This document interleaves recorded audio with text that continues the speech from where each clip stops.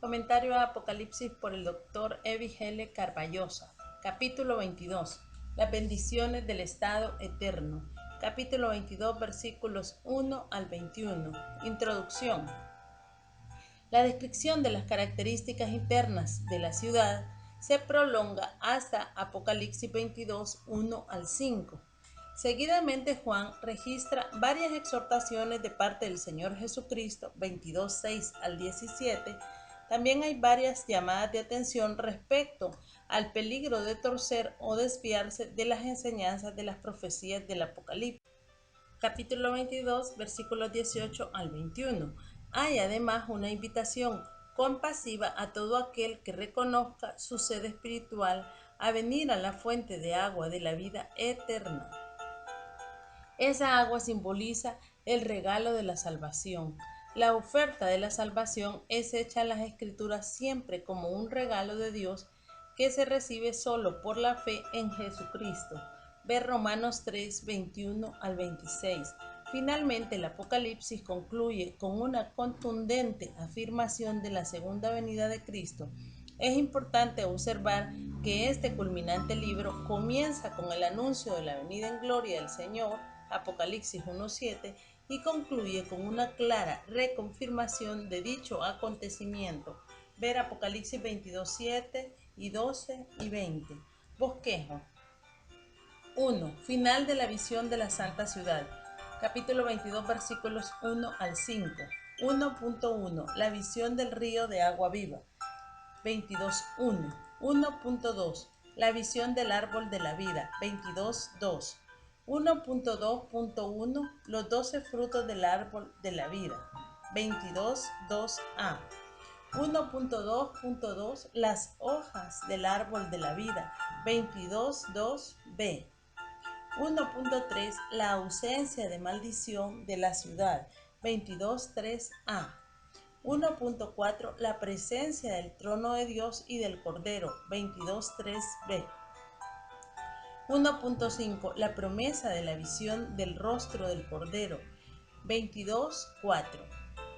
1.6. La ausencia de noche y de la luz del sol. 22.5a. 1.7. La promesa de reinar por los siglos de los siglos. 22.5b. 2.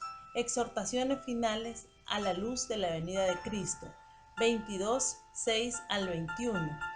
2.1. Exhortación a guardar las palabras del Apocalipsis. 22.6 y 7. 2.1.1. Porque son palabras fieles y verdaderas. 22.6. 2.1.2. Porque tienen que ver con la segunda venida de Cristo. 22.7. 2.2. Exhortación a practicar la correcta adoración. 22.8 y 9. 2.3. Exhortación respecto al cercano cumplimiento del Apocalipsis. 22.10 y 11. 2.4. Exhortación respecto a la venida del Señor como juez. 22.12 y 13. 2.5. Exhortación a la práctica de la santidad. 22.14. 2.6. Reiteración de quienes no participarán de las bendiciones del reino eterno. 22.15. 2.7. Confirmación del origen divino del Apocalipsis. 22.16. 2.8. Invitación del Espíritu y la Iglesia a que se cumpla la venida del Señor. 22.17. 2.9. Advertencia contra alterar el contenido del Apocalipsis. 22.18 y 19. 2.10. Bendición final. 22, 20 y 21. 3. Resumen y conclusión. Notas exegéticas y comentarios. Capítulo 22 y versículo 1. Después me mostró un río limpio de agua de vida, resplandeciente como cristal, que salía del trono de Dios y del Cordero. El profeta Ezequiel menciona una escena similar, Ezequiel 47, 1 y 12. También el profeta Zacarías dice que saldrán de Jerusalén aguas vivas, Zacarías 14, 8. Los mencionados profetas se refieren, sin embargo, a escenas relacionadas con el reino mesiánico, Hay varios pasajes en el Antiguo Testamento que mencionan el agua como símbolo de bendición que fluye de la presencia de Dios. Ver Isaías 12:3, 35:7, Jeremías 17:13, Salmo 46:4. La escena que Juan contempla tiene que ver con la Nueva Jerusalén, es decir, con la nueva creación y no con la tierra antigua. El ángel que guía a Juan en el capítulo 22 es probablemente el mismo de 21:9. Este ángel mostró a Juan un río limpio de agua de vida. Ver Apocalipsis 21:6 y 22:17.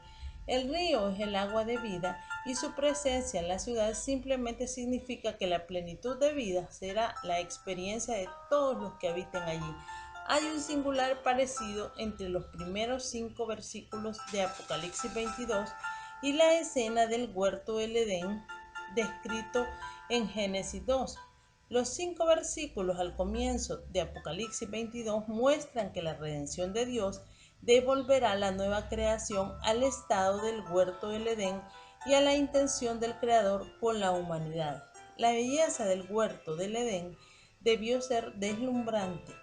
También allí había agua abundante y salía de Edén un río para regar el huerto, y de ahí se repartía en 4 brazos. El nombre del uno era Pisón, este es el que rodea toda la tierra de Ávila, donde hay oro, y el oro de aquella tierra es bueno. Hay ahí también bedelio y ónice. Génesis 2, 10 al 12. La desobediencia del hombre causó la entrada del pecado y de la muerte como consecuencia directa. Génesis 3. Romanos 5:12. La muerte y resurrección de Cristo han provisto el medio perfecto para poner fin al pecado y a la muerte. La Biblia enseña con suma claridad que quien pone su fe y confianza en Cristo recibe el regalo de la vida eterna. La entrada en la Nueva Jerusalén es para quienes tienen sus nombres inscritos en el libro de la vida del Cordero. En Apocalipsis 21, 9 al 27, Juan describe las características físicas de la Jerusalén celestial. Las características espirituales de la ciudad son enumeradas en 22, 1 al 5. El texto comienza de manera enfática. No hay artículo determinado delante del sustantivo río, ya que la fuerza no está en la identificación, sino en destacar la cualidad intrínseca del tema. Me mostró tal cosa como río de agua, vida resplandeciente, brillante como cristal. Juan desea recalcar la pureza excelente del agua de vida que fluye a través del río. Dicha agua es brillante, es decir, sin contaminación alguna, tan limpia que Juan la asemeja al cristal. La fuente de procedencia del río de agua de vida es del trono de Dios y del Cordero. No hay razón exegética para alegorizar este versículo. El texto habla de agua literal que fluye del trono literal de Dios y del Cordero. El expositor de la pasada generación, J.A. 6, ha escrito: las aguas son aguas literales de una naturaleza y calidad pertenecientes a la ciudad de oro a la que pertenecen. El hombre en la tierra nunca conoció aguas semejantes, como tampoco los hombres en la tierra nunca conocieron una ciudad semejante. Pero la ciudad es una realidad sublime, el hogar y la residencia del Cordero y de su gloriosa esposa, y estas aguas son la correspondiente realidad. El agua de vida mencionada en el texto, ver Apocalipsis 7:17, se designa así por el hecho de proceder del mismo trono de Dios y del Cordero. Durante su ministerio terrenal, el Señor Jesucristo habló de sí mismo como el agua de vida. Ver Juan 4:10 y 13 y 14, 6:35, 7:37 al 39. Él es el único capaz de satisfacer la sed espiritual del hombre por toda la eternidad. Finalmente debe observarse en 22:1 que se habla de un solo trono, del trono de Dios y del Cordero. En otros pasajes se habla del trono de Dios solamente, ver 7:15, 12:5. En 22:1 evidentemente el trono es compartido por lo menos entre Dios el Padre y Dios el Hijo. Ver Apocalipsis 3:21, 22:1 y 3. No se trata, por supuesto, de dos dioses. La Biblia enseña enfáticamente que hay un solo Dios. Primera de Timoteo 2:5, Santiago 2:19. Pero las Escrituras también enseñan que hay tres personas en la esencia o sustancia divina. Mateo 28:19, 2 de Corintios 13:14. 6. Cree que el trono es el trono del Cordero, en quien está la eterna deidad.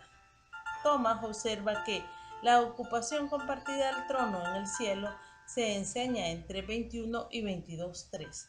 Dos personas se sientan en un trono, pero no son dos entidades, esencias distintas. El hombre en su limitación no puede asimilar la verdad del ser infinito del Dios Trino. Capítulo 22, versículo 2. En medio de la calle de la ciudad y a uno y a otro lado del río estaba el árbol de la vida que produce 12 frutos, dando cada mes su fruto. Y las hojas del árbol eran para la sanidad de las naciones. Este versículo ofrece problemas de sintaxis y es un tanto difícil de traducir e interpretar. Una traducción de la Biblia lo presenta de esta manera: en medio de la plaza de la ciudad y a una y otra parte del río, árboles de la vida que daban 12 cosechas, que daban su fruto cada mes, cuyas hojas servían para curar a las gentes.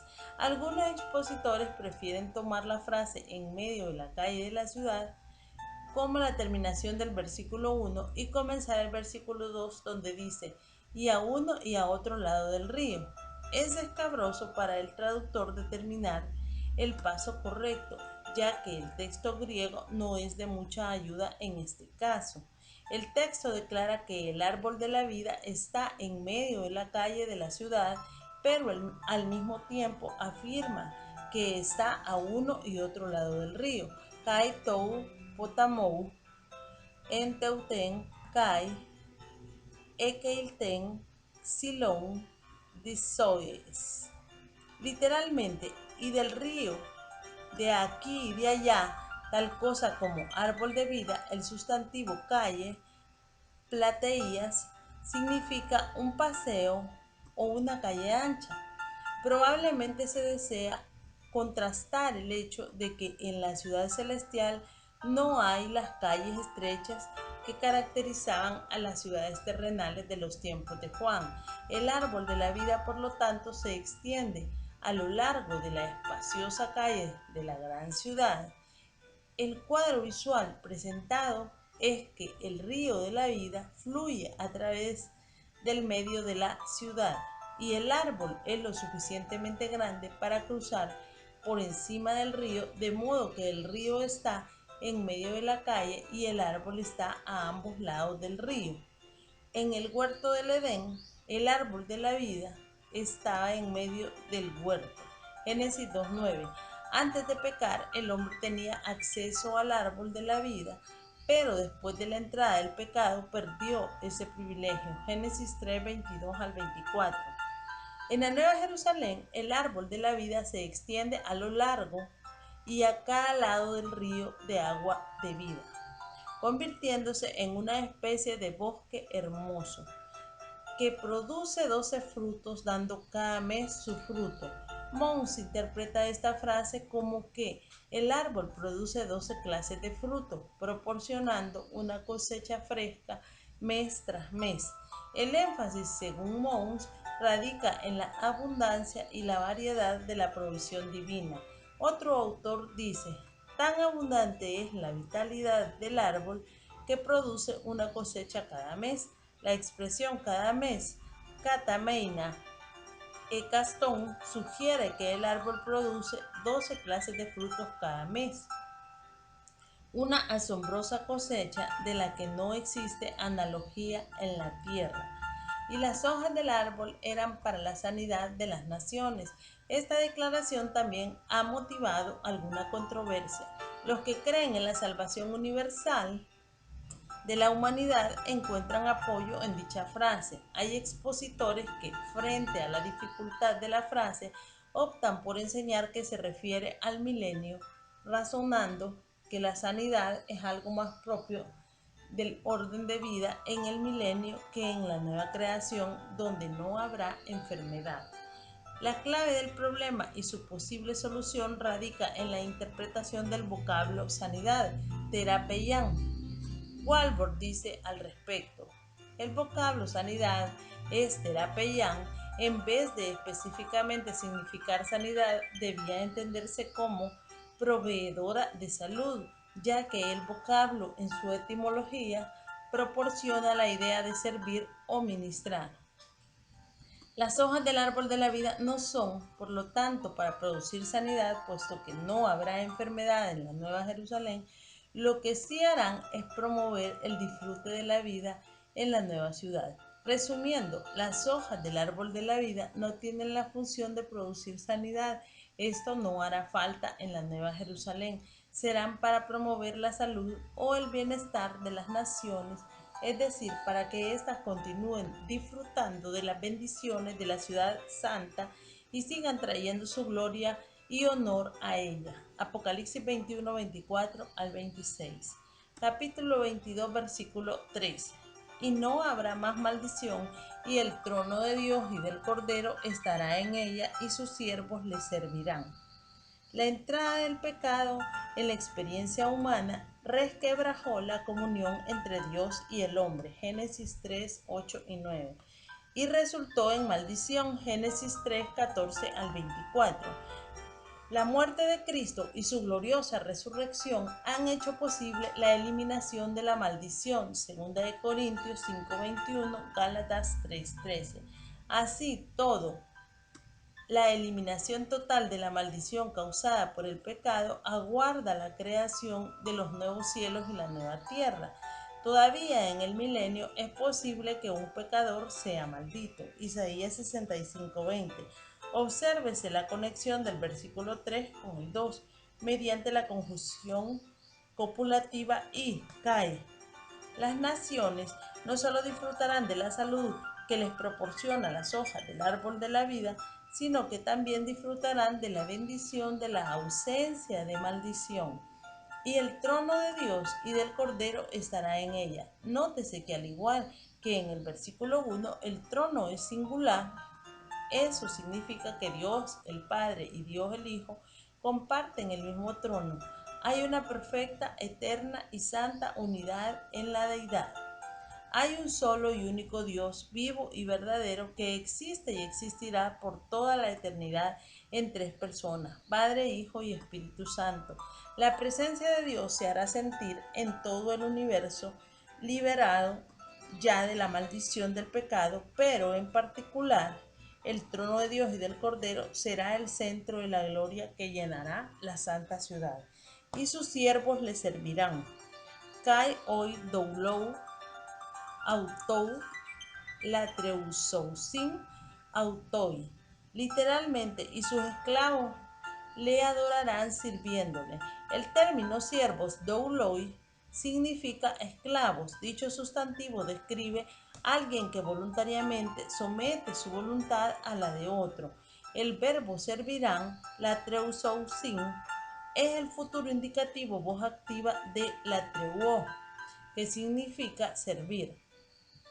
Este verbo podría o no incluir el concepto de servicio sacerdotal. En este entorno sugiere un servicio de adoración, aunque podría indicar mucho más. El mayor gozo de los redimidos, los siervos de Dios, será el servicio de adoración que le rendirán a Él. Capítulo 22, versículo 4. Y verán su rostro y su nombre estará en sus frentes. Este parece ser un versículo muy sencillo, pero está saturado de una maravillosa verdad. No hay duda respecto al sujeto del verbo, verán. Los siervos o esclavos del Señor verán su rostro. El problema principal con este versículo estriba en el hecho de que tanto la expresión su rostro como su nombre están en singular. Es apropiado determinar si se refieren a Dios el Padre, al Cordero o a ambos.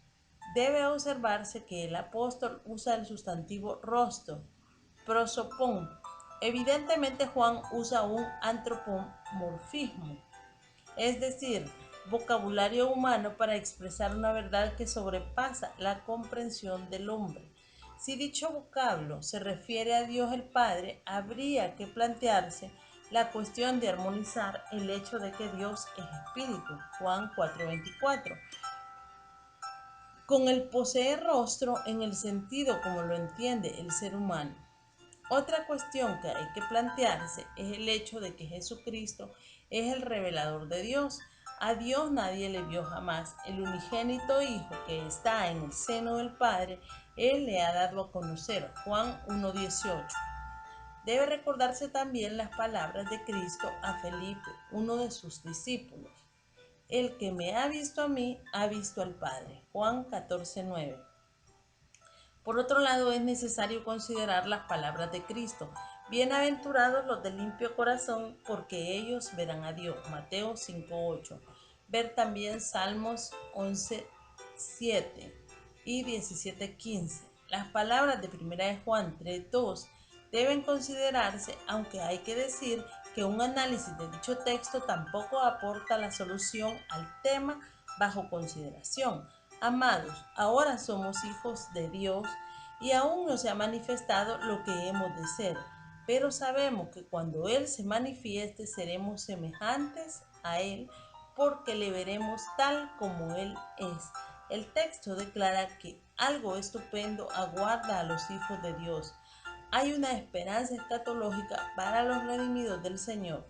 La realidad de ser hijos de Dios ahora será superada por lo que ha de ocurrir cuando Cristo se manifieste en gloria, es decir, en su segunda venida. Colosenses 3:1-4. El texto dice, seremos semejantes a Él porque le veremos tal como Él es. Tomado en su contexto y comparado con otros textos de las Escrituras, ver Romanos 8:29, puede decirse que el creyente será hecho semejante a Cristo porque en su manifestación le verá tal como Él es. Incuestionablemente, el creyente verá la gloria de Dios en la Nueva Jerusalén. No causa ningún problema teológico ni exegético entender que en la nueva ciudad celestial el Hijo de Dios verá el rostro del Cordero, el revelador de Dios, y que al mirarlo ocurra lo que el Señor dijo a Felipe, el que me ha visto a mí, ha visto al Padre. Es interesante observar que no se dice nada del Espíritu Santo. Ningún creyente se quejaría de no poder ver al Espíritu Santo, quien es Dios, al igual que el Cordero en toda la extensión del vocablo. El exegeta tiene que contender con el hecho de que el texto dice y verán su rostro. Se habla de un solo rostro y lo más probable es que se refiera al rostro del Cordero, el Mesías, Dios el Hijo. Eso no significa en modo alguno que los santos en la ciudad celestial no han de sentir y estar plenamente persuadidos de la presencia de la Santísima Trinidad. Dios en su plenitud estará allí. Eso es sin duda lo más importante. Puertas de perlas, sí. Muro de jaspe, sí. Cimientos de piedras preciosas, sí. Calles de oro transparente, también. Pero lo más importante de todo, lo referente a la ciudad celestial, es que Dios está allí y que los redimidos verán su rostro y su nombre estará en sus frentes. Obsérvese que nombre o noma es singular, igual que rostro. En este versículo, en los días de la gran tribulación, la bestia impuso su tatuaje en la frente o en la mano derecha de sus seguidores. Los que no aceptaron identificarse con el anticristo fueron perseguidos y en muchos casos martirizados. Esos mártires estarán en la Nueva Jerusalén y llevarán en sus frentes el nombre de Dios y del Cordero. Sin lugar a dudas, quienes verán su rostro y en cuyas frentes estará inscrito su nombre serán los redimidos del Señor, esos que fueron comprados con la sangre del Cordero y recibieron el regalo de la vida eterna mediante la fe en Él. Capítulo 22, versículo 5. No habrá allí más noche y no tienen necesidad de luz de lámpara ni de luz de sol, porque Dios el Señor los iluminará y reinarán por los siglos de los siglos. El apóstol Juan reitera la diferencia entre la antigua creación y la nueva en lo que respecta al ciclo de día y noche. En la nueva creación no existirá la noche. Será algo parecido a lo que dice Zacarías 14, 6 y 7. Y acontecerá que en ese día no habrá luz clara ni oscura. Será un día el cual es conocido de Jehová, que no será ni de día ni de noche. Pero sucederá que al caer la tarde habrá luz. Lo cierto es que no habrá más tinieblas. La nueva Jerusalén brillará con la gloria de Dios. Ver Apocalipsis 21, 23 y 25. Nótese que los habitantes de la ciudad santa no tienen necesidad o hecho sin Chriyan, de luz de lámpara ni de luz de sol. El hombre no podía vivir en la tierra actual sin la luz del sol. En la nueva tierra el sol no será necesario para la vida de los santos, porque Dios el Señor los iluminará. O tío teos potisei ep outous. La causa de por qué no hará falta luz de lámpara ni la luz del sol es sencillamente porque la luz de la gloria de Dios reemplaza a todas las demás luces. La luz de Dios y del Cordero será tan plena, gloriosa y permanente que la noche ya no puede existir en esa ciudad y reinarán por los siglos de los siglos. Kai baileusosin, eis tous, ayonas, ton, ayonon. Este es el cumplimiento de la promesa de Dios. Ver Daniel 7, 18 y 27. El reino milenial desembocará en el reino eterno. El propósito eterno de Dios para con el hombre tendrá su perfecto y absoluto cumplimiento en tiempos escatológicos. Ver Salmo 8, Hebreos 2, 5 al 10.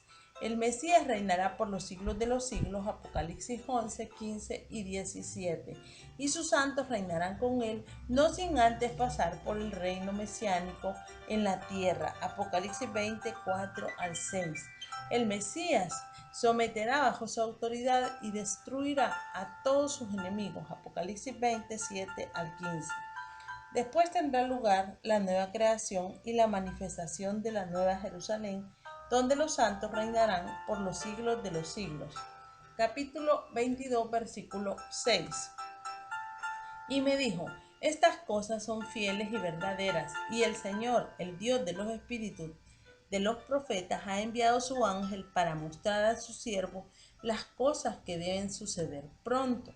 La frase, estas palabras son fieles y verdaderas, es similar a la que aparece en 21.5, ver también 19.9. Dicha frase refuerza la autenticidad y la autoridad del Apocalipsis. Juan es, además de apóstol, un profeta con la misma autoridad divina que cualquier otro profeta de las Escrituras para escribir la palabra inspirada de Dios. Cuando Juan dice estas palabras son fieles y verdaderas, se está refiriendo a la totalidad del Apocalipsis y no solo al capítulo final. En Apocalipsis 1:2, el apóstol dice que da testimonio de la palabra de Dios. El mismo Señor Jesucristo le ordena a escribir en un rollo las visiones que ha recibido, Apocalipsis 1, 10 y 11. Posteriormente, en 3 ocasiones, Dios dice al apóstol que las palabras que ha escuchado y escrito son fieles y verdaderas, 19.9, 21.5 y 22.6.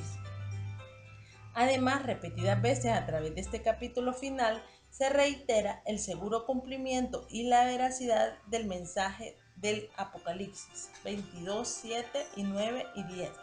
Y hay una serie de advertencia contra cualquiera que añade o quite algo de las palabras del libro de esta profecía 22, 18 y 19. De modo que el Apocalipsis es clasificado como una genuina profecía. 1. Su origen es divino, Apocalipsis 1, 1 y 2. 2. El autor humano es confirmado por Dios como un profeta verdadero cuyo mensaje es verdadero, Apocalipsis 1, 9 y 11 y 19, 22, 6 al 10 y 3. El cumplimiento de todo lo que está escrito en este libro es ciertísimo. Apocalipsis 17, 17, 22, 18 y 19.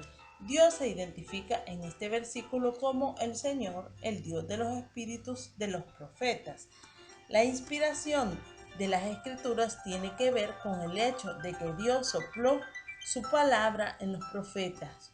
Los profetas genuinos escribían dirigidos por el Espíritu Santo la palabra de Dios. Segunda de Pedro 1, 16 al 21. No escribían fábulas ni mitos irreales, sino que registraban el mensaje de Dios para los hombres con toda fidelidad. Dios no eliminó el estilo personal de cada escritor. El autor humano utilizaba los idiomas disponibles en su tiempo. Usaba figuras de dicción tales como metáforas, símiles, hipérboles, sinécdoques, elipsis y muchas más. Estas figuras eran utilizadas con el fin de ayudar al lector a tener una mejor comprensión del mensaje divino. Las figuras de dicción eran usadas para aclarar el mensaje, no para oscurecerlo. En la literatura apocalíptica, Dios utilizó ángeles tanto para comunicar como para interpretar el mensaje al escritor humano, es decir, al profeta, ver Daniel 7 y 9, cosas que deben suceder pronto. También Dios envió a su ángel con el propósito de mostrar a sus siervos las cosas que deben suceder pronto. La frase, las cosas que deben suceder pronto, ha sido motivo de controversia entre expositores. Los preteristas la ven como un argumento para afirmar que los acontecimientos narrados en el Apocalipsis tuvieron su cumplimiento en el pasado, poco después de haber sido escritos por Juan. La frase, sin embargo, no apoya la necesidad de un cumplimiento inmediato en tiempos de Juan o poco después. Por ejemplo, la expresión pronto, en tachei, sugiere por un lado la idea de inminencia. Los acontecimientos narrados en el Apocalipsis podrían ocurrir en cualquier momento y por lo tanto el creyente debía estar preparado. Dicho vocablo también sugiere velocidad de ejecución. La idea no es que el suceso puede ocurrir pronto, sino que cuando ocurra será con rapidez. Tal vez las dos ideas se conjugan en 22.6. Hay una advertencia de la inminencia de los hechos anunciados en el Apocalipsis. También hay una declaración respecto a que habrá una ejecución rápida de los acontecimientos anunciados cuando comiencen a suceder y pueden comenzar en cualquier momento. Serán ejecutados con asombrosa velocidad. Capítulo 22, versículo 7. He aquí, vengo pronto. Bienaventurado el que guarda las palabras de la profecía de este libro. Como en otras ocasiones, la Reina Valera 1960 omite la conjunción y cae al comienzo de la oración. El texto dice, y he aquí vengo pronto. El verbo vengo, erchomai, es el presente indicativo voz activa. Este verbo realiza función de futuro, ver Juan 14:3, y debe traducirse, y he aquí vendré pronto. Esas palabras sin duda provienen del mismo Señor Jesucristo, aunque pudieron haber sido pronunciadas por el ángel como mensajero del Señor. Hay otras referencias en el Apocalipsis donde aparece el mismo anuncio. Ver 2:5 y 16, 3:11, 16, 15, 22, 12 y 20. La referencia no tiene que ver con ningún acontecimiento del pasado, sino con el gran acontecimiento escatológico que constituye el tema central del Apocalipsis, es decir, la segunda venida en gloria del Señor Jesucristo. Bienaventurado el que guarda las palabras de la profecía de este libro. El vocablo bienaventurado, Macarios, se usa 7 veces en el Apocalipsis, ver 1:3, 14:13, 16:5, 19:9, 26, 22:7 y 14. La bienaventuranza aquí es para el que guarda, o teirón, las palabras registradas en el Apocalipsis. debe observarse el participio presente con el artículo determinado, el que guarda. El participio presente sugiere una acción continua, es decir, el que guarda continuamente o el que habitualmente guarda las palabras de la profecía de este libro. Recuérdese que este es el libro con el que culmina la revelación escrita dada por Dios. En él se consuma el propósito de Dios. Obsérvese que Juan denomina el libro como profecía, teis profeteias. Es profecía porque es una proclamación que viene de Dios, pero también es profecía en el sentido escatológico del vocablo. Tiene que ver con los acontecimientos que han de ocurrir en los postreros días. El que guarda las palabras de esta profecía es declarado por el mismo Señor una persona feliz, un bienaventurado. Capítulo 22, versículo 8. Yo, Juan, soy el que oyó y vio estas cosas, y después que las hube oído y visto, me postré para adorar a los pies del ángel que me mostraba estas cosas. En consonancia con lo registrado en Apocalipsis 1, 9 al 20, Juan da testimonio de ser el canal humano a través del cual Dios ha comunicado el mensaje del Apocalipsis. Ha sido la voluntad de Dios revelar su mensaje a través de hombres separados y dirigidos por el Espíritu Santo. Segunda de Pedro 1:21. Dios ha utilizado hombres porque estos pueden comunicar con palabras humanas el mensaje divino. El apóstol Juan se identifica como el que oyó y vio estas cosas, o akouon, kai, blepon, tauta. Los dos participios, akouon, kai, blepon, oyó y vio, reflejan las dos avenidas a través de las cuales Juan recibió su revelación profética, los oídos y los ojos. Lo que el apóstol oyó y vio es lo que registró con toda fidelidad en el último y culminante libro del canon sagrado.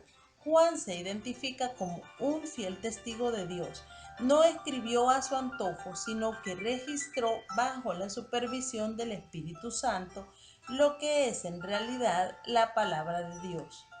Dos veces en los últimos capítulos del Apocalipsis 19:10 y 22:8, Juan confiesa haberse postrado delante del ángel revelador para adorar. Procris Neisai. Por supuesto que el apóstol sabe que Dios es el único digno de ser adorado. Es evidente que las visiones tan maravillosas tocante a la hermosura de la santa ciudad han embargado al siervo de Dios de un profundo deseo de adorar. Es probable que pensara que estaba adorando a Cristo cuando se postró delante del ángel. Su intención no era la idolatría, pero su guía celestial era tan maravilloso en sabiduría e inteligencia, y las cosas que vio eran tan trascendentes que Juan no podía pensar otra cosa sino que se trataba del mismo Dios. Capítulo 22, versículo 9. Pero él me dijo, mira, no lo hagas, porque yo soy consiervo tuyo, de tus hermanos los profetas y de los que guardan las palabras de este libro. Adora a Dios. La respuesta del ángel es clara y determinante. El ser celestial reconoce que eran una criatura y las criaturas no deben ser adoradas. Solo el Creador es digno de adoración. El ángel entendía perfectamente el tema de la soberanía y la unicidad de Dios. El ángel dice a Juan, mira, no lo hagas, oramei. El verbo ora es el presente imperativo voz activa de orao, que significa mirar. La breve frase ora mei es una expresión elíptica que da a entender la frase no lo hagas o mira que no lo hagas. La prohibición del ángel es tajante. Las buenas intenciones que Juan podía tener no eran válidas en manera alguna. La acción en sí era inaceptable y eso es lo que el ángel hace de inmediato. Porque yo soy consiervo tuyo, sin doulos sou eimi. Literalmente, consiervo tuyo soy. El ángel que considera un coesclavo con Juan. Su misión era hacer la voluntad del soberano igual que Juan. Los esclavos no reciben honor ni homenaje. Su misión es servir a su Señor. Juan y el ángel eran esclavos, douloi, de Dios. Su tarea era adorar a Dios y servirle y motivar a otros a hacer lo mismo. Nótese que el ángel sitúa a Juan en la categoría de profeta cuando dice, de tus hermanos los profetas. El profeta, tanto en el Antiguo como en el Nuevo Testamento, recibía el mensaje directamente de Dios y lo comunicaba al pueblo. El don de profecía era, por lo tanto, un don revelador. Juan era un profeta divinamente autorizado y como consecuencia el libro que escribe también posee autoridad divina, es decir, la palabra de Dios. El ángel menciona además su identificación con los que guardan las palabras de este libro. O sea, que hay otro grupo que sin ser profetas también guardan la revelación que Dios ha dado. Ese grupo evidentemente lo componen los creyentes, los santos de Dios que han nacido de nuevo por la fe en el Mesías y guardan el testimonio de Jesucristo y de las Escrituras. Seguidamente el ángel ordena a Juan diciendo, adora a Dios, toi teoi proskineison. Esta breve oración es enfática, literalmente dice a Dios adora. La forma verbal adora proskineison es el aoristo imperativo voz activa de proskineo, que significa postrarse, adorar. El aoristo imperativo sugiere urgencia, equivale a decir adora a Dios ya. Al parecer Juan había quedado tan profundamente turbado por lo que había visto que necesitó el recordatorio del ángel tocante al hecho de que solo Dios debe ser adorado. El hombre, mientras esté en estado mortal, necesita siempre ser recordado que la adoración es un acto que debe rendirse únicamente a Dios. Capítulo 22, versículo 10. Y me dijo, no selles las palabras de la profecía de este libro, porque el tiempo está cerca. Este versículo trae a la mente del lector las palabras de Dios a Daniel. Y tú guarda la visión porque es para muchos días. Daniel 8:26b. Pero tú, Daniel, cierra las palabras y sella el libro hasta el tiempo del fin. Daniel 12:4. Él respondió, anda, Daniel, pues estas palabras están cerradas y selladas hasta el tiempo del fin. Muchos serán limpios y emblanquecidos y purificados. Los impíos procederán impíamente y ninguno de los impíos entenderá, pero los entendidos comprenderán. Daniel 12:9 y 10. El mandato de Dios a Daniel de sellar su profecía tiene que ver con el hecho de preservarla con seguridad, porque su cumplimiento se proyectaba a un futuro lejano, concretamente a los días de la tribulación para la nación de Israel. La orden dada a Juan yace en un ámbito diferente. Históricamente, el Apocalipsis fue dirigido a las 7 iglesias que estaban en Asia. Aquellas iglesias tenían la responsabilidad de proclamar el contenido del mensaje recibido con toda fidelidad. Apocalipsis 1:3. El cumplimiento de las profecías del Apocalipsis es anunciado como algo inminente, de modo que las iglesias debían proclamarlo con urgencia. De ahí el mandato, no selles las palabras de la profecía de este libro, porque el tiempo está cerca. Hay un contraste entre la orden dada a Juan en 22:10 y la que recibió en 10:4. En este último texto, Dios dijo a Juan, sella las cosas que los 7 truenos han dicho y no las escribas. La orden de sellar las cosas emitidas por los 7 truenos equivalía a no escribirlas. Evidentemente, el mensaje de los 7 truenos debía permanecer en total secreto. Dios reveló a Juan el contenido, pero le prohibió escribirlo. De ahí la diferencia entre revelación e inspiración.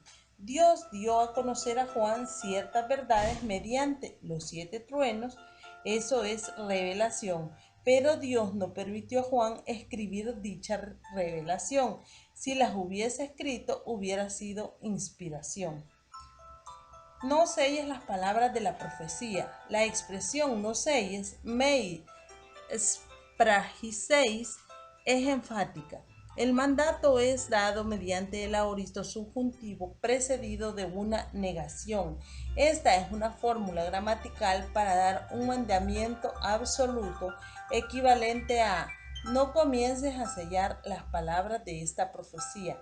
Es decir, la orden no era dejar de hacer algo que ya estaba en proceso, sino que ni siquiera debía comenzar a hacerlo. De modo que el mandato de Dios a Juan es tajante: no comiences a sellar las palabras de esta profecía. La razón es que las iglesias necesitaban inmediatamente el contenido de la visión para proclamar con autoridad divina que el tiempo está cerca. El mensaje del Apocalipsis debe proclamarse con mucha más urgencia en nuestros días, porque el tiempo de su cumplimiento está mucho más cerca. Capítulo 22, versículo 11. El que es injusto, sea injusto todavía, y el que es inmundo, sea inmundo todavía, y el que es justo, practique la justicia todavía, y el que es santo, santifíquese todavía. El efecto de la urgencia expresada en el versículo 10 se proyecta en el versículo 11. El lenguaje de este versículo es probablemente irónico, con un recordatorio de Daniel 12:10. En ningún sentido una alabanza de su estado de perdición.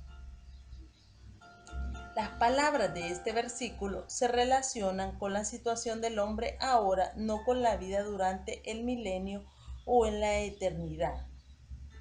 Como expresa un escritor desde el punto de vista del profeta, el final está tan cerca que ya no hay tiempo para alterar el carácter y los hábitos de los hombres. Los que son injustos continuarán en injusticia, y los que son moralmente inmundos continuarán en sus caminos. La gramática del texto llama la atención. La expresión el que es injusto o adicón es un participio presente de condición. El verbo sea injusto es un aoristo imperativo constativo que contempla la acción en su totalidad. La idea de la frase se podría expresar así: deja que el malhechor siga actuando injustamente. Aquel que tiene un corazón establecido en la práctica de la maldad seguirá practicando la injusticia, a menos que vuelva su corazón a Dios y acepte el evangelio de la gracia. El que es inmundo, cae o riparos, es también un participio presente de condición, es decir, el contaminado, el moralmente sucio, sea inmundo todavía. Y panteito, eti, es el aoristo imperativo, voz pasiva de aripaino, que significa ensuciar, contaminar. Los dos verbos usados en este versículo respecto al inconverso son imperativos permisivos. El texto ofrece una advertencia tremenda al ser humano respecto a las fatales consecuencias de despreciar la oferta salvadora de Dios. Quien desprecia el Evangelio al mismo tiempo endurecerá su corazón y se hará insensible a la voz del Espíritu Santo, como dice Robert L. Thomas. Es una escena aterradora que en un momento dado un sector considerable de la humanidad será dejada para cosechar las consecuencias de elegir un estilo de vida equivocado y consecuentemente cosechar el menosprecio divino. El versículo no enseña algún tipo de determinismo religioso que hace el arrepentimiento y la conversión imposible para algunos. La invitación de 22:17 deja bien claro que aún queda una oportunidad para la correcta elección. Simplemente, una vez que una persona hace una elección, ha sellado su destino eterno, para bien o para mal. Y el que es justo practique la justicia todavía, y el que es santo santifíquese todavía. Esta parte del versículo presenta el reverso de la moneda. El justo o dikaios es la antítesis de el injusto o adicón. El justo es el que ha creído en el Mesías, el injusto es el que le ha rechazado. El justo debe seguir practicando la justicia aunque viva en un ambiente de injusticia. La expresión practique la justicia todavía dica oisinein poieisato eti es enfática. Justicia haga todavía. El justo que ha de vivir en medio de los terribles días de la consumación del plan de Dios tiene la responsabilidad de dar testimonio de su fe mediante las prácticas de la justicia. El énfasis principal del versículo es que debido a que el tiempo del fin está cerca, los hombres de seguro cosecharán las consecuencias de la clase de vida que han vivido. El tiempo viene cuando el cambio es imposible porque el carácter ya ha sido determinado mediante una vida de acciones cotidianas. El texto deja en claro que en los posteriores días habrá injustos que practicarán la injusticia. Ver 2 de Pedro 3, 3 y 4. Pero también habrá justos firmemente establecidos en la práctica de la justicia, tal como el enemigo de Dios tendrá sus seguidores compuestos de injustos e inmundos, así Dios tendrá los suyos formados de justos y santos. La diferencia entre los dos grupos será siempre la actitud que tengan hacia el Mesías. Capítulo 22, versículo 12. He aquí yo vengo pronto y mi galardón conmigo para recompensar a cada uno según su obra. 3 veces en este capítulo el Señor anuncia su venida. Ver 22, 7 y 20. Ver además 2:16, 3:3, 3:11 y 20 y 16:15. La expresión he aquí y dou es una llamada de atención dada al lector para indicar la importancia de lo que sigue. El verbo yo vengo, erchomai, es un presente profético, es decir, con función de futuro. Esta forma verbal sugiere la inminencia de la segunda venida de Cristo, mientras que en 22:7 el anuncio de la venida del Señor va acompañada de una promesa de bendición. En 22:12 va seguida de una advertencia de juicio. El sustantivo traducido galardón, mistos, significa paga, salario. El Señor viene por segunda vez como juez de los hombres, Hechos 17, 30 y 31. Él tiene toda potestad para juzgar, trae su galardón o paga consigo para los inicuos. Será un apartaos de mí, malditos, al fuego eterno preparado para el diablo y sus ángeles. Mateo 25, 41. Mientras que para los justos será venid benditos de mi Padre, heredad el reino preparado para vosotros desde la fundación del mundo. Mateo 25, 34. Para recompensar a cada uno según sea su obra. El verbo recompensar, apodounai, es el aoristo infinitivo voz activa de apodidomi, que significa dar, pagar, rendir. Probablemente en este contexto implica propósito. El Señor viene, entre otras cosas, con el propósito de pagar a cada uno según sea su obra. Obsérvese que el juicio del Señor será individual, es decir, a cada uno. Ecastoi será un juicio emitido tal como la obra del individuo es. Estin, es decir, el individuo recibirá un juicio en justa conformidad con su obra. En tercer lugar, el sustantivo obra, ergón, es singular y contempla la totalidad de lo que la persona ha hecho en el transcurso de la vida.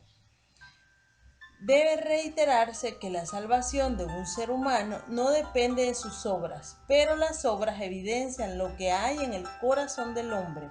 Los méritos humanos no son suficientes para agradar a Dios, pero la persona redimida manifiesta su salvación a través de la práctica de la justicia. Las obras sí guardan relación directa con el juicio. para los creyentes será delante del tribunal de Cristo, 2 Corintios 5:10, mientras que para el inconverso será el juicio del gran trono blanco, Apocalipsis 20:11-15. Capítulo 22, versículo 13. Yo soy el alfa y la omega, el principio y el fin, el primero y el último. El Señor Jesucristo se autodesigna en primer lugar como el alfa y la omega.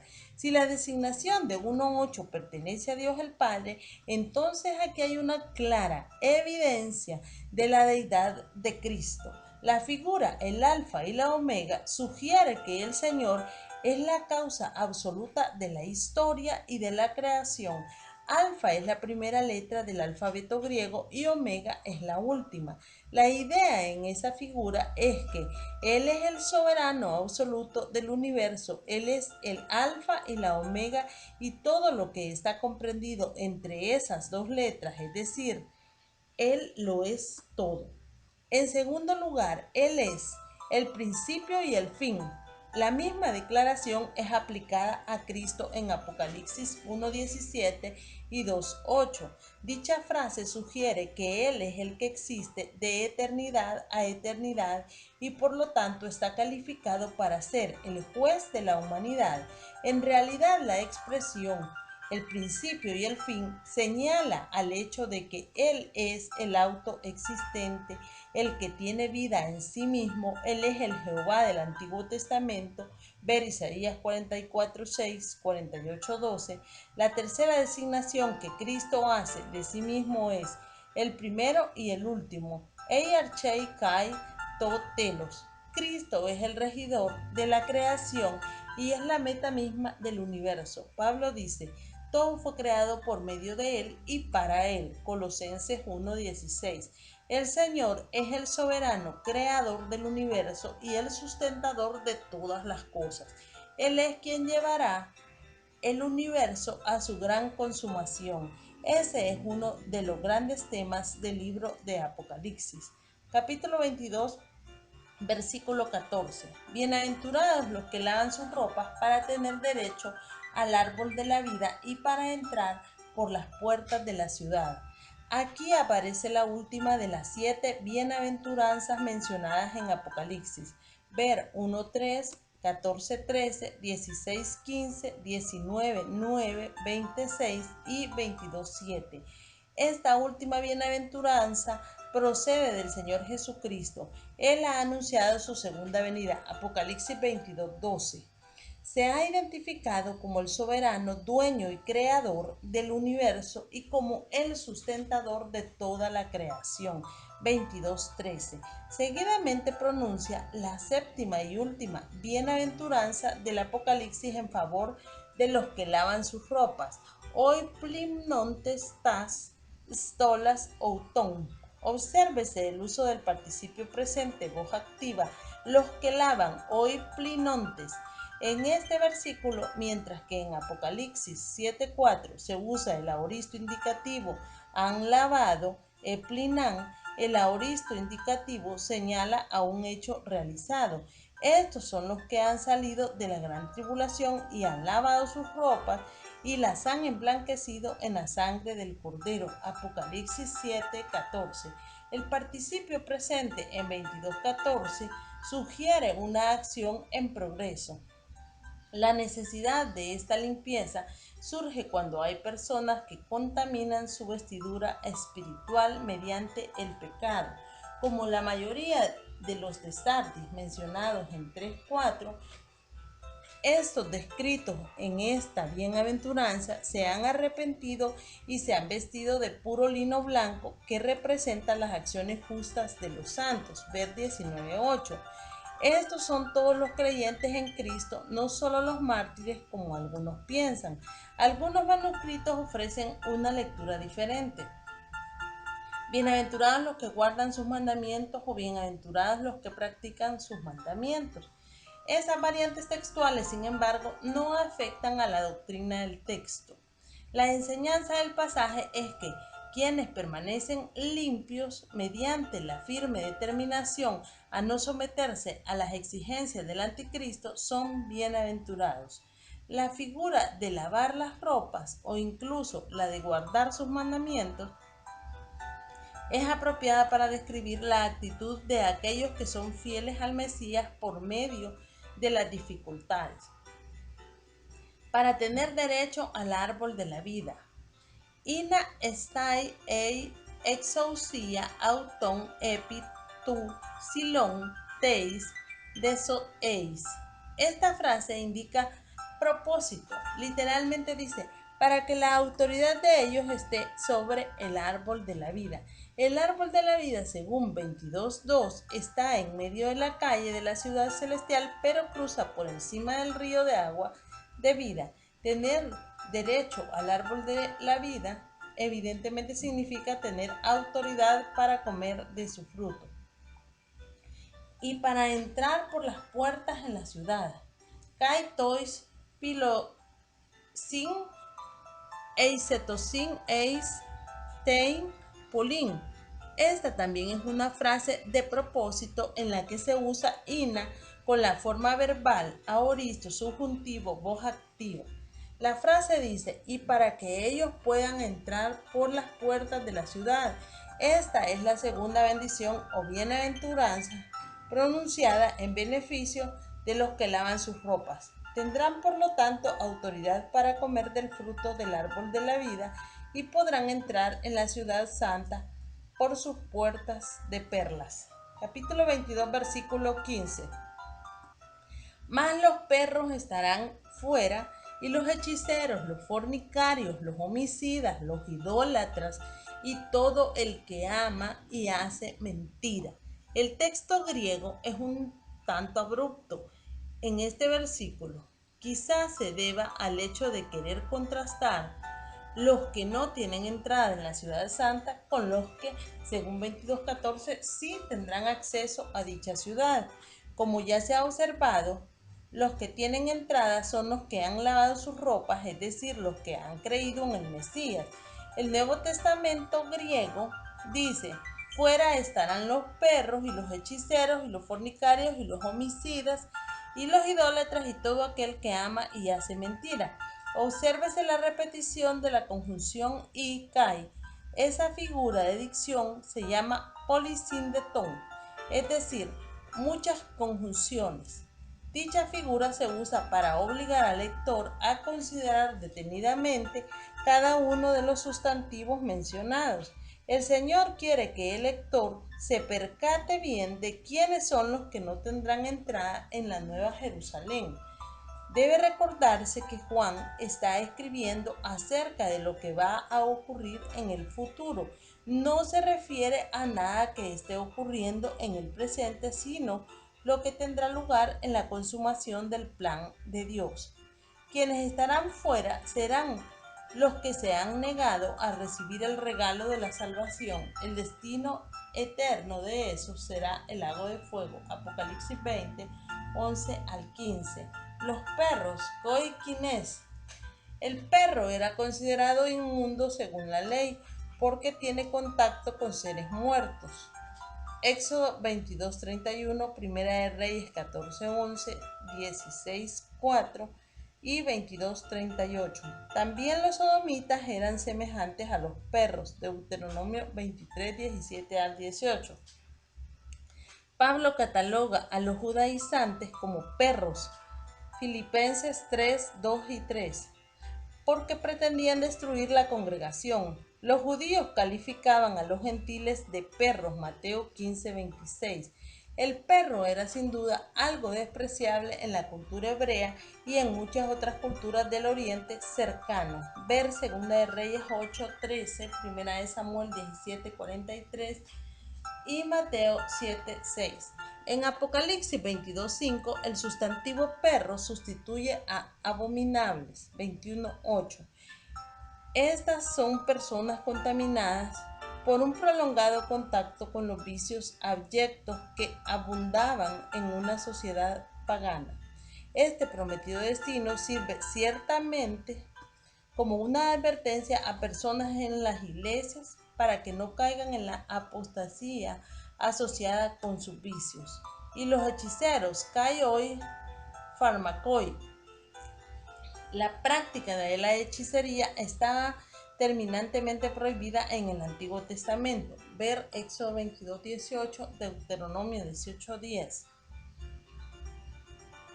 Hechicero es aquel que practica la magia por medio del uso de oráculos, encantamientos y jerga mística. El sustantivo hechicería, farmaquía, aparece en Gálatas 5:20. Ver también Apocalipsis 9:21, 18:23 y 21:8. El vocablo se relaciona con la confección de pociones, incluyendo las venenosas. Están incluidas. Dicho vocablo también implica el uso de hierbas mágicas usadas en la práctica de hechizos y para la invocación de la presencia de espíritus en los cultos paganos. Los hechiceros son, por lo tanto, personas que se han puesto activamente al servicio de Satanás. Los tales están excluidos de la Nueva Jerusalén. Y los fornicarios, kai hoy pornoi, los que practican la inmoralidad sexual. Ver 1 Corintios 5, 9 y 10 y 11 y 6, 9. En Apocalipsis 2, 20 y 21 se utiliza la forma verbal porneusai y el sustantivo porneias para condenar el pecado de Jezabel en la iglesia en Tiatira. En Apocalipsis 22:15, los fornicarios forman parte del grupo que no tienen acceso a la Nueva Jerusalén. Y los homicidas, kai hoy ponéis, se refiere al que comete asesinato o mata a alguien que no puede defenderse. El homicida es el que derrama sangre inocente. Ver 1 de Pedro 4:15, Apocalipsis 21:8 y 22:15. Y los idólatras, kai hoy e idolatrai. La idolatría tiene que ver con el acto de rendir culto u honor a las criaturas, ya sean estas animales o inanimadas. En lugar de adorar al Creador, la idolatría se condena tajantemente en el Antiguo y en el Nuevo Testamento. Ver 1 Corintios 10:19. El idólatra es la persona que practica la idolatría. 1 Corintios 5, 10 y 11. 6, 9, 17 y 19 y 20, Efesios 5, 5, Apocalipsis 21, 8 y 22, 15. Y todo aquel que ama y hace mentira, los vocablos ama, pilón y hace, pollón, son participios presentes. El participio presente sugiere una acción continua o habitual. La frase apunta a quienes aman y practican la mentira como características esenciales de sus vidas. Satanás es el padre de la mentira. Juan 8:44. El maligno es el promotor de la falsedad en el mundo, mientras que Cristo es la encarnación de la verdad. Ver Juan 14:6, también 1 de Juan 2:22, 2 de Tesalonicenses 2:8 al 11. Dios no dará entrada a nada que ensucie a la santa ciudad. Solo tendrá acceso allí lo que ha sido purificado por la sangre del Cordero. Capítulo 22, versículo 16. Yo, Jesús, he enviado mi ángel para daros testimonio de estas cosas en las iglesias. Yo soy la raíz y el linaje de David, la estrella resplandeciente de la mañana. Esta es la única vez en el Apocalipsis que el Señor usa su nombre humano respecto a sí mismo. El nombre Jesús es el equivalente griego de Josué, que significa libertador. Dicho nombre le fue puesto por orden divina a través de un ángel que anunció a José el nacimiento del Mesías. Mateo 1:21. El nombre que le fue dado al nacer es el mismo que posee ahora. Anteriormente, 22:13, el Señor se ha identificado mediante títulos que ponen de manifiesto su deidad. En Apocalipsis 22:16, el nombre Jesús lo asocia con su humanidad, con su muerte y su resurrección. Él es el Hijo del Hombre celestial que Daniel contempló que venía con las nubes del cielo. Daniel 7:13. También fue visto por Esteban. el primer mártir. He aquí veo los cielos abiertos y el Hijo del Hombre que está a la diestra de Dios. Hechos 7:56. Y apedreaban a Esteban mientras él invocaba y decía: Señor Jesús, recibe mi espíritu. Hechos 7:59. El Jesús histórico, el que murió, resucitó, fue exaltado a la diestra del Padre y vendrá con poder y gloria, es el mismo que se identifica en Apocalipsis 22:16, diciendo: Yo Jesús. El Jesús que tiene todo poder en el cielo y en la tierra, Mateo 28:18, tiene potestad para enviar su ángel con el propósito de dar testimonio del contenido del Apocalipsis en las 7 iglesias. El contenido del Apocalipsis fue dado por Dios el Padre a Dios el Hijo, quien a su vez lo entregó a su ángel y éste lo manifestó al apóstol Juan. El apóstol lo dio a conocer en su totalidad a las 7 iglesias del Asia Menor y ellas por su parte propagaron dicho mensaje a las demás iglesias. Yo soy la raíz y el linaje de David. Esta declaración conecta al Señor con el cumplimiento del pacto davídico. Segunda de Samuel 7:12 al 16, Isaías 11:1 y 10, Ezequiel 34:23 y 24, Apocalipsis 5:5. La consumación del propósito de Dios, como se ha indicado con anterioridad, guarda relación directa con el cumplimiento de los pactos bíblicos abrahámico, nuevo y davídico. Así como David fundó la primera Jerusalén, Jesús será el fundador de la nueva Jerusalén. Él cumple todas las promesas mesiánicas asociadas con la familia de David. El vocablo raíz, Irsa, sugiere que el Mesías es progenitor de David, mientras que el sustantivo genos indica que también es descendiente de David. Él es el principio y el fin de la economía asociada con David. La estrella resplandeciente de la mañana. Esta frase trae a la mente la profecía de Balaam, número 24:17, y también la promesa del Señor a la iglesia en Tiatira, Apocalipsis 2:28. En Apocalipsis 22:16, el Señor añade el calificativo resplandeciente o lampros. Su luz sobrepasará en brillantes a todas las luces que el hombre haya conocido. El texto es francamente enfático. El artículo determinado se repite tanto con los sustantivos como con el adjetivo y dice así: la estrella, la resplandeciente, la de la mañana. Todo el universo será iluminado con la gloria de la luz del Mesías cuando regrese. Como la estrella resplandeciente, Él dará luz permanente a la simiente de Abraham, que ha vivido en tinieblas, y levantará el tabernáculo caído de David. Amós 9:11. Capítulo 22, versículo 17. Y el espíritu y la esposa dicen: ven. Y el que oye diga: ven. Y el que tiene sed, venga. Y el que quiera tome del agua de la vida gratuitamente. La mayoría de los comentaristas interpretan este versículo como una invitación a los perdidos a aceptar la oferta de la salvación que Dios ofrece a través de Cristo.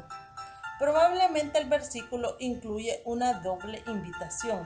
La primera proviene del Espíritu Santo y de la esposa, la iglesia, a través de la persona que públicamente lee las palabras del Apocalipsis pidiendo el regreso del Mesías. Debe recordarse la bienaventuranza de Apocalipsis 1:3. Este libro debía leerse en voz alta para que toda la congregación escuchase su contenido.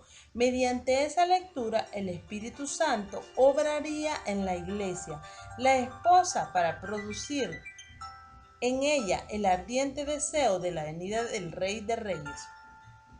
El Espíritu Santo y la esposa se unirían para decir: ven, Erchón. Este verbo es el presente imperativo voz media de Erchomai. Dicho vocablo se usa en el Apocalipsis repetidas veces respecto a la venida de Cristo.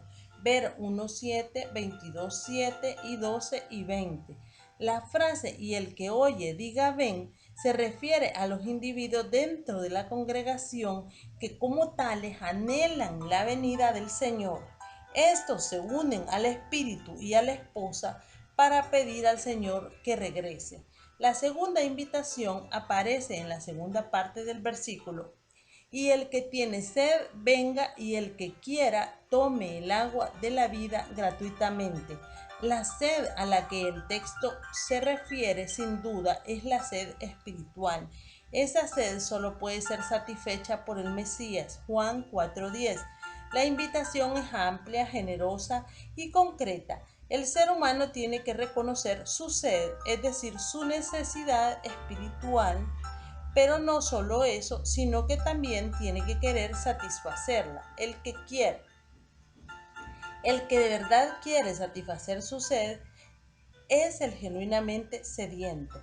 La designación "el que tiene sed" o "el sediento" abarca a cualquiera que está consciente del deseo de una vida más alta, pero que tal vez aún no se considera sediento. La invitación de Cristo sigue vigente. Si alguno tiene sed, venga a mí y beba. Juan 7:37. Es asombroso, sin lugar a duda, que un libro que contiene tantas escenas de juicio como el Apocalipsis, casi en su conclusión, manifieste una invitación tan maravillosa como la que aparece en este versículo. Pero así es la gracia de Dios. Dios no se olvida de su misericordia aún en medio de los juicios. Capítulo 22, versículo 18. Yo testifico a todo aquel que oye las palabras de la profecía de este libro, si alguno añadiere a estas cosas, Dios traerá sobre él las plagas que están escritas en este libro. Este versículo, conjuntamente con el siguiente, han sido objeto de severa crítica. Se dice que los versículos 18 y 19 son una interpolación hecha por algún escribano que tenía una opinión elevada de la inspiración del texto. También se ha dicho que esos versículos constituyen la opinión personal del apóstol Juan. Ambas teorías no tienen apoyo exegético. Las palabras, tanto del versículo 18 como del 19, provienen del mismo Señor Jesucristo y tienen el sello de su autoridad. Él es el testigo fiel y verdadero. Ver 1:3 y 5 y 3:14. Él da testimonio de la infalibilidad y permanencia de la palabra de Dios. El testimonio más sólido y enfático respecto al carácter inalterable de las Escrituras proviene del Señor Jesucristo. Ver Mateo 5, 17 al 19, Juan 10, 34 y 35. Las palabras de Apocalipsis 22, 18 y 19 parecen ser una continuación de 22, 12. De ser así, son palabras que provienen directamente del Señor Jesucristo. El texto es enfático. Comienza diciendo: yo testifico, martiró ego. Dicha expresión es pleonástica. El pronombre yo está comprendido en el verbo, pero se repite al añadir ego. Una traducción de la frase sería: yo mismo testifico. La declaración no es ni del ángel ni de Juan, sino el testimonio personal de Jesucristo respecto al mensaje del Apocalipsis. Ver Apocalipsis 1:2 y 22:16. El tiempo presente del verbo sugiere que la acción de testificar es continua. El Señor pronuncia una advertencia respecto a la actitud de los recipientes de este mensaje. El contenido pudo haber sido alterado, en teoría, por la primera persona que oyó el mensaje del libro. Es mejor tomar el pasaje de manera directa como una seria advertencia a los oyentes a no adulterar el mensaje fundamental revelado a través de Juan. La advertencia va dirigida al individuo, todo aquel que oye panti toi akouonti, es decir, aquel que escucha la lectura del Apocalipsis en la congregación. Luego añade: si alguno añadiere a estas cosas, esta es una condicional de tercera clase con ean y el aoristo subjuntivo del verbo eantis, epitei, ep auta, expresar la posibilidad de que tal acción pudiese ocurrir. El aviso es terminante. Dios traerá sobre él las plagas que están escritas en este libro. El verbo traerá sobre epiteisei es el futuro indicativo, voz activa de epititeinu, que significa poner encima, añadir. Nótese que es el mismo verbo traducido añadir en el mismo versículo. Los traductores de la Reina Valera 1960 han captado correctamente las dos sombras de significado de dicho verbo. El primer uso correctamente significa añadiese, ver Proverbios 36. El segundo proporciona el significado de poner encima, sobreponer. La idea del texto, por lo tanto, es que si alguno se atreviera a añadir algo al contenido de la revelación dada en el Apocalipsis, el Señor pondrá sobre él las plagas anunciadas en este libro. El Apocalipsis es un libro que contiene bendiciones y juicios. Las bendiciones son para los que guardan las palabras de las profecías del Apocalipsis 22:7, los que tuercen o adulteran el mensaje de este libro, añadiéndole o quitándole, serán debidamente castigados por el Señor. Capítulo 22, versículo 19. Y si alguno quitare de las palabras del libro de esta profecía, Dios quitará su parte del libro de la vida y de la santa ciudad y de las cosas que están escritas en este libro. Añadirle a las escrituras es tan ofensivo a Dios como quitar de ella. Cualquiera de las dos acciones soslaya la soberanía de Dios. En el huerto del Edén, el maligno adulteró la palabra de Dios. El mandato de Dios al hombre fue: de todo árbol del huerto podrás comer. Génesis 2:16. Las primeras palabras que Satanás dijo a la mujer fueron: con que Dios os ha dicho, no comáis de todo árbol del huerto. O sea que Satanás dijo exactamente lo opuesto de lo que Dios había ordenado. La frase "y si alguno quitare de las palabras del libro de esta profecía" es también una condicional de tercera clase, ean más el aoristo subjuntivo que denota posibilidad. Cualquier intento de trastornar las palabras escritas por Juan en el rollo inspirado del Apocalipsis sería confrontado con el severo juicio del Señor. La Reina Valera 1960, usando el Textus Receptus, produce la lectura "Dios quitará su parte del libro de la vida". La lectura del texto crítico es la correcta porque se apoya en los mejores manuscritos. Dicha lectura es: Dios suprimirá su porción del árbol de la vida. El pasaje, por supuesto, no enseña que un verdadero creyente puede perder su salvación, como lo expresa John F. Walvoord.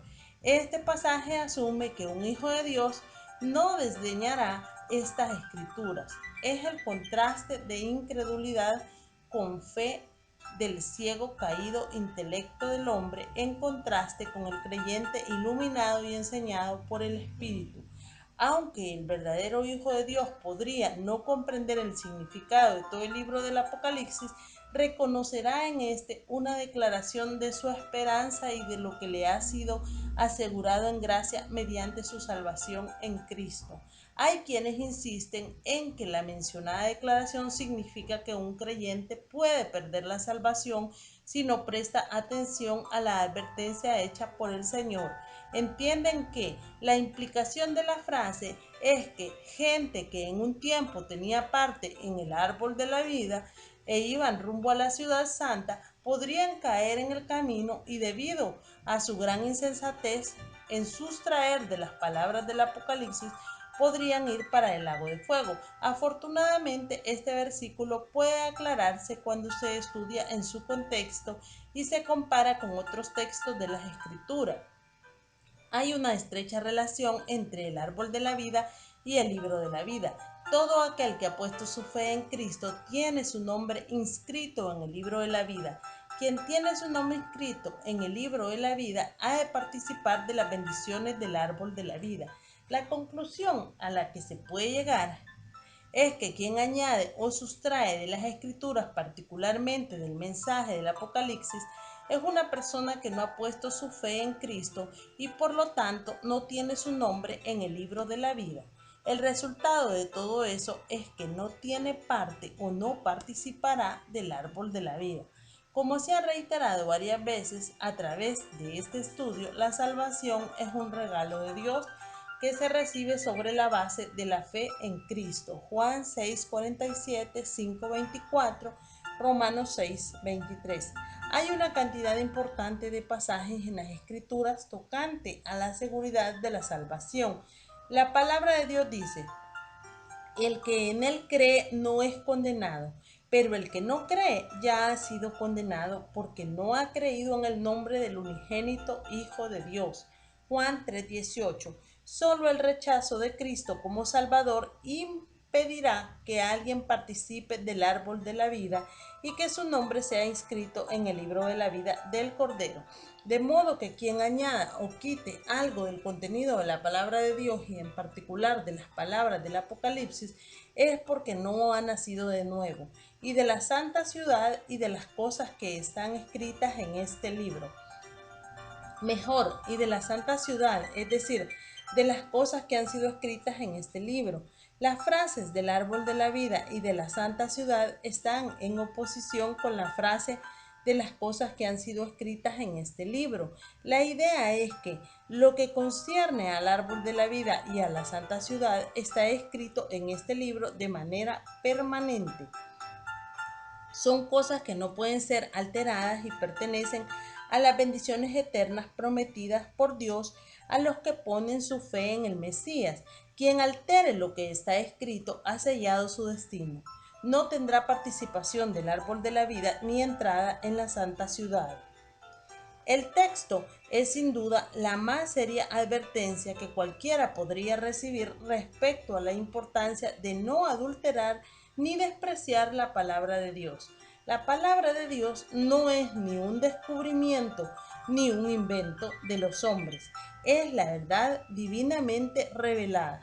En resumen, los versículos 18 y 19 no enseñan la pérdida de la salvación, pero sí enseñan que quienes adulteran la palabra de Dios son excluidos de la santa ciudad y de las bendiciones que en ella hay. Capítulo 22, versículo 20. El que da testimonio de estas cosas dice ciertamente: vengo en breve. Amén. Sí, ven, Señor Jesús. El anuncio de la segunda venida de Cristo se repite a través del libro de Apocalipsis, ver 2:16, 3:11, 22:7 y 12 y 20. Dicha repetición es de esperarse. Después de todo, la segunda venida de Cristo a la tierra constituye el tema central del Apocalipsis.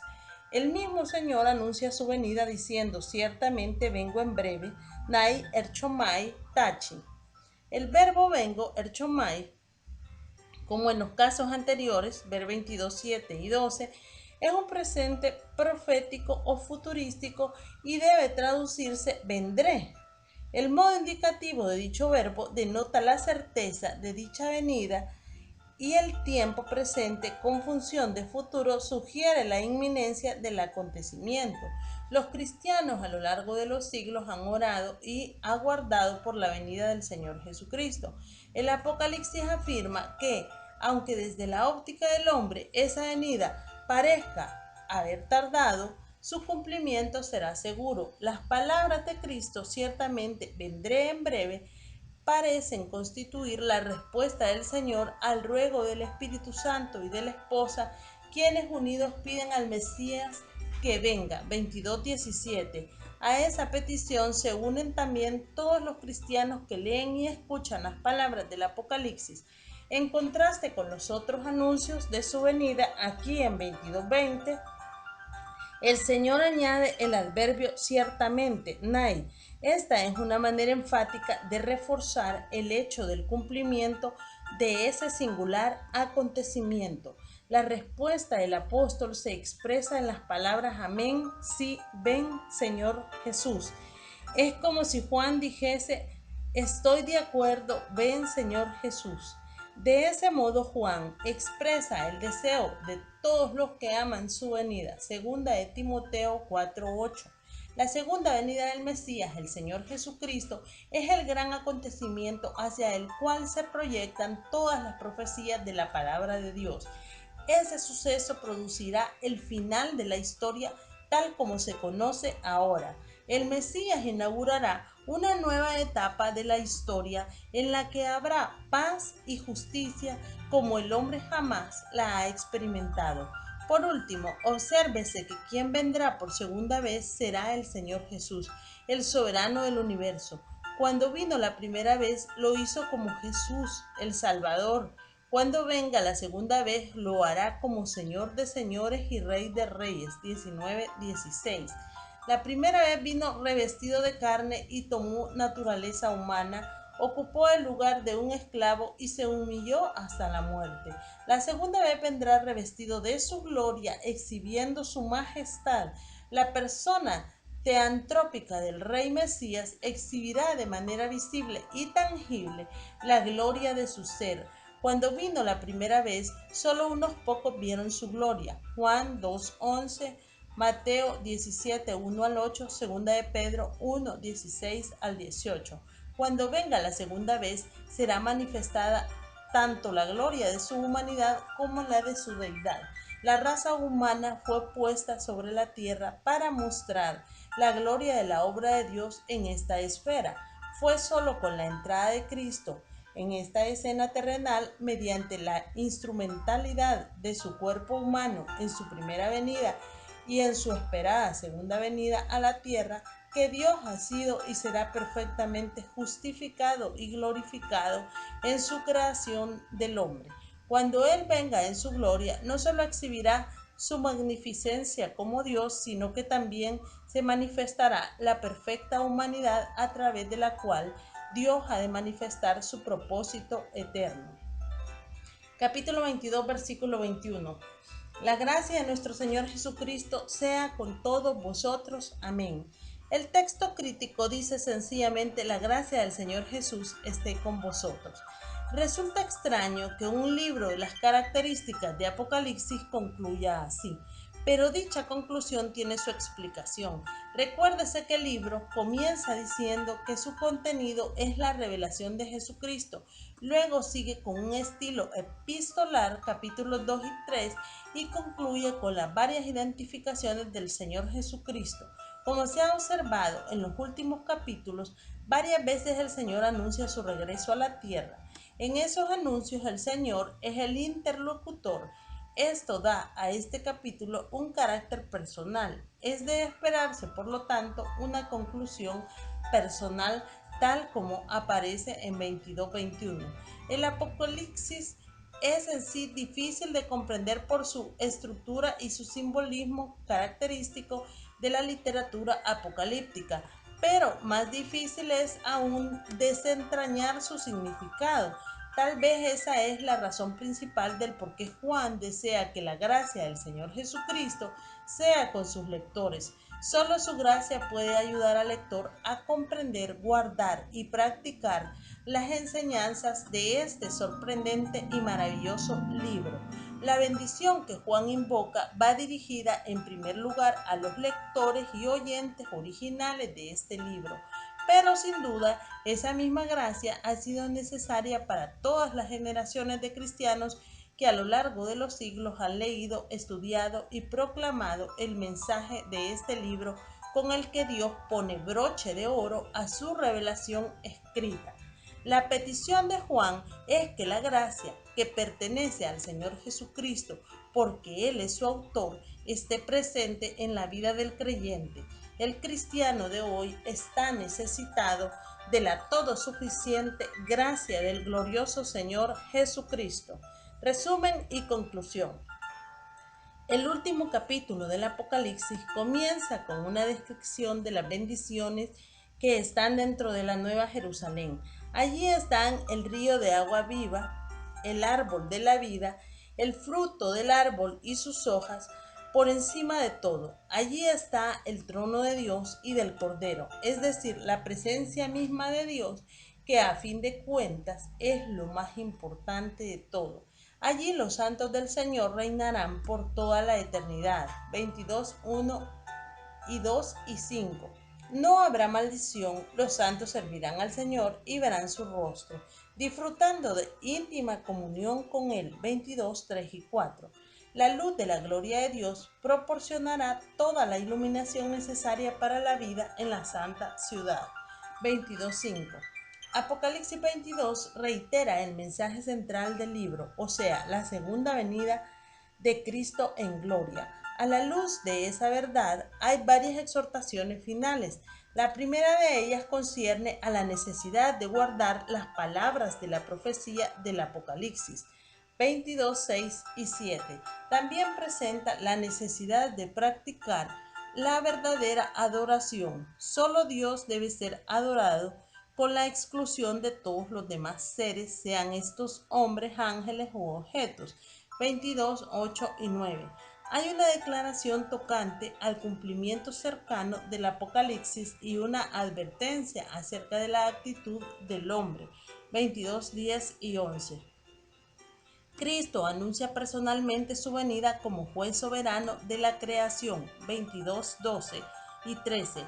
Y pronuncia una bienaventuranza para los que practican la santidad en anticipación de la entrada en el reino eterno. 22, 14.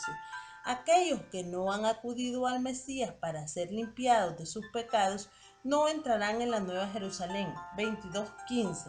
El origen divino de la revelación dada en el Apocalipsis es confirmado por el mismo Señor Jesucristo. 22, 16. Él se identifica como el cumplidor del pacto davídico sobre el cual descansa la promesa de la realización del reino. Ver Lucas 1, 30 al 33. El Apocalipsis debía leerse en público y en voz alta para que todos escuchasen su lectura. El Espíritu Santo presente en la congregación con toda la iglesia como la esposa del Cordero y cada oyente como individuo piden al Señor que cumpla su promesa de regresar. 22:17. Quizá el libro del Apocalipsis, por su misma naturaleza, se preste a que falsos maestros y creyentes espurios lo adulteren. Es por eso que en 22, 18 y 19 hay una seria advertencia contra quien se atreva a cometer un acto semejante. Quien tenga la osadía de hacerlo es porque no ha nacido de nuevo y por lo tanto no tiene parte en el árbol de la vida y por supuesto no tiene entrada en la ciudad celestial. Una vez más el Señor anuncia su segunda venida, esta vez añade el adverbio ciertamente, advirtiendo de la certeza de dicho acontecimiento. 22:20. Aunque parezca raro, el Apocalipsis termina con una bendición propia de una epístola, pidiendo que la gracia del Señor Jesucristo sea con los recipientes de este libro. La gracia del Señor es imprescindible para entender, guardar y poner en práctica las enseñanzas de esta maravillosa revelación.